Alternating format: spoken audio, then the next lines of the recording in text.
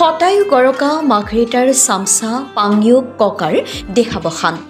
অঞ্চল জুৰি শোকৰ ছাঁ পঞ্চভূতত বিলীন হ'ল চামচা পাংয়ুকৰ নশ্বৰ দেহ বৃহত্তৰ মাঘৰিটা অঞ্চলৰ এগৰাকী বয়োজ্যেষ্ঠ ব্যক্তি চামচা পাংয়ুকে মঙলবাৰে ইহলীলা সম্বৰণ কৰি বৈকুণ্ঠ ধামলৈ গতি কৰে 1924 চনৰ 5 নৱেম্বৰত জন্মগ্ৰহণ কৰা চামচা পাংয়ুকে 5 নৱেম্বৰত সম্পূৰ্ণ 100 বছৰ অতিক্ৰম কৰিছিল মাঘৰিটাৰ পাৱৈমুখ টাই খাময়াং গাঁৱৰ নিবাসী চামচা পাংয়ুক শতবৰ্ষ গৰকা গাঁওখনৰ একমাত্ৰ বয়োজ্যেষ্ঠ ব্যক্তি আছিল টাই ভাষা আৰু লিপিৰ সাধক তথা ধৰ্মপ্ৰাণ বয়োজ্যেষ্ঠ ব্যক্তিজনৰ মৃত্যুৰ খবৰ বিয়পি পৰাৰ পিছতেই পুৱাৰে পৰা মাঘৰিটাৰ বিভিন্ন প্ৰান্তৰ পৰা অহা গুণমুগ্ধই তেওঁৰ বাসগৃহত ভিৰ কৰেহি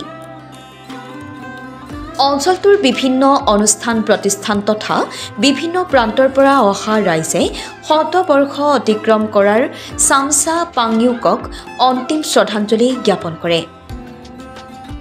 ইয়াৰ পিছতেই আবেলি বৌদ্ধ ধৰ্মৰ গুৰু তথা ভান্তিসকলে ধৰ্মীয় পৰম্পৰাৰ আৰু ৰীতি নীতিয়ে চামচা পাংয়ুকৰ অন্ত্যেষ্টিক্ৰিয়া সম্পন্ন কৰা হয় অন্ত্যেষ্টিক্ৰিয়া অনুষ্ঠানত অঞ্চলটোৰ বহুসংখ্যক গণ্যমান্য ব্যক্তিৰ লগতে কেইবা শতাধিক স্থানীয় ৰাইজ উপস্থিত থাকে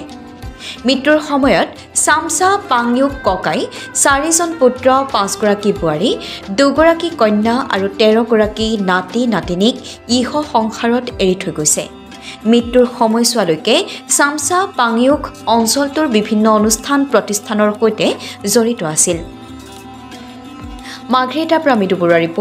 ৰিপৰ্ট লাইভ অসম এটা হৈছে এই অঞ্চলৰ বিশেষকৈ তিনিচুকীয়া জিলাৰ মাঘৰিটা সমজিলাৰ অন্তৰ্গত পাৱৈমুখ টাইখামিয়াং গাঁৱৰ এগৰাকী বয়োজ্যেষ্ঠ ব্যক্তি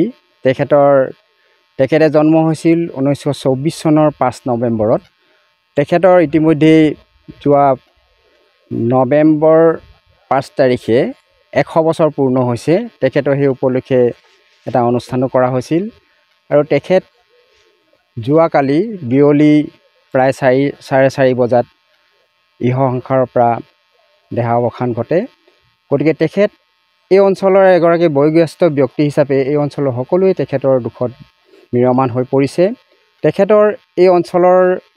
বিভিন্ন দিশত অৱদান আছে তেখেত জন্ম হৈছিল আচলতে ভিতৰপাৰ গাঁৱত আৰু তেখেতক ডিব্ৰুগড় খনিকৰ পৰা উপৰিপুৰুষসকল ইয়ালৈ আহিছিল আৰু ইয়াতে গাঁও পাতিছিল আৰু অসমৰ একমাত্ৰ গাঁও বুলি ক'ব লাগিব টাই খাময়াংসকলৰ গাঁও বহুতো আছে যোৰহাট গোলাঘাটতো কিন্তু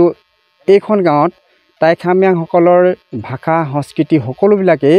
একেদৰে আছে আৰু তেখেত যিগৰাকী পৰলোক প্ৰাপ্তি হৈছে যোৱাকালি তেখেতৰ নাম হৈছে চামচা পাংয়ুক তেখেত বিভিন্ন দিশত অৱদান আগবঢ়াই থৈ গৈছে তেখেতে ভাষাৰ ক্ষেত্ৰত তেখেতে মৃত্যু হোৱাৰ আগমুহূৰ্তলৈকে টাই খাময়াং ভাষা সুন্দৰকৈ ক'ব পাৰিছিল অটুট ৰাখিছিল ভাষা সংস্কৃতিৰ উন্নতিৰ কাৰণে গাঁওখনৰ কাৰণে সমগ্ৰ খাময়াং জাতিৰ কাৰণে তেখেতে বিভিন্ন ধৰণেৰে অৱদান আগবঢ়াই থৈ গৈছে আৰু গাঁওখনৰ বৌদ্ধ ধৰ্মীয় গাঁও হিচাপে বৌদ্ধ সংস্কৃতি যিখিনি সকলো ক্ষেত্ৰতে তেখেতে আগভাগ লৈ বিভিন্ন ক্ষেত্ৰত কাম আগবঢ়াইছিল বৌদ্ধ ধৰ্মীয় তেখেত এগৰাকী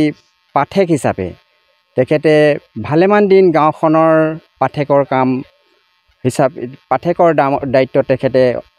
দায়িত্বভাৰ লৈ সুন্দৰকৈ পৰিচালনা কৰি গৈছিল আৰু তেখেতে এই অঞ্চলৰ বিভিন্ন দিশত শিক্ষাৰ দিশত স্কুল প্ৰতিষ্ঠাৰ ক্ষেত্ৰত এই ক্ষেত্ৰত তেখেতৰ অৱদান আছে ৰাস্তা পদূলি নিৰ্মাণৰ ক্ষেত্ৰতো তেখেতৰ অৱদান আছে কিন্তু দুখৰ বিষয়ে এষাৰ ক'ব লাগিব ইয়াতে তেখেত 100 বছৰ পূৰ্ণ হৈ গ'ল সেই 100 বছৰ পূৰ্ণ হোৱা ব্যক্তিগৰাকীৰ গৃহলৈকে অসম চৰকাৰ আঁচনিয়ে যাতায়াতৰ ব্যৱস্থা সম্পূৰ্ণ কৰিবলৈ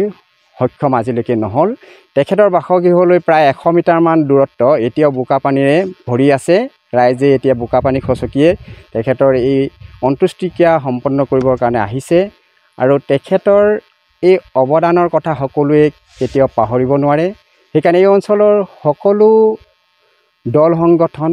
বিভিন্ন অঞ্চলৰ ওচৰ পাজৰ গাঁওবিলাকৰ মানুহবিলাকো আহি তেখেতৰ এই অন্ত্যেষ্টিক্ৰিয়াত যোগদান কৰিছেহি আনকি অৰুণাচলৰ ভালেমান তেখেতলোকৰ পৰিয়ালৰ লোক আছে, অঙহী বঙহী আছে, তেওঁলোকো আহি ইয়াত সমবেত হৈছেহি আৰু তেখেতৰ বৌদ্ধ ধৰ্মীয় নীতিমতে 7 দিনৰ দিনাত অন্ত্যেষ্টিক্ৰিয়াৰ সম্পূৰ্ণ কাম কাজ কৰি সম্পূৰ্ণ কৰা হ'ব। আৰু আজি এই অন্ত্যেষ্টিক্ৰিয়া তেখেতৰ সম্পন্ন কৰিবলৈ দিহিং নদীৰ পাৰত বালিৰ ওপৰত এতিয়া চিতা প্ৰস্তুত কৰি থকা হৈছে। অলপ পিছতে চিতা দাহ কৰা হ'ব আৰু টাইখামিয়াং নীতি নিয়মৰ অনুসৰি যিখিনি সাংস্কৃতিক নীতি নিয়ম আছে সেই অনুসৰিয়ে তেখেতৰ এই অন্ত্যেষ্টিক্ৰিয়া সম্পন্ন কৰা হ'ব।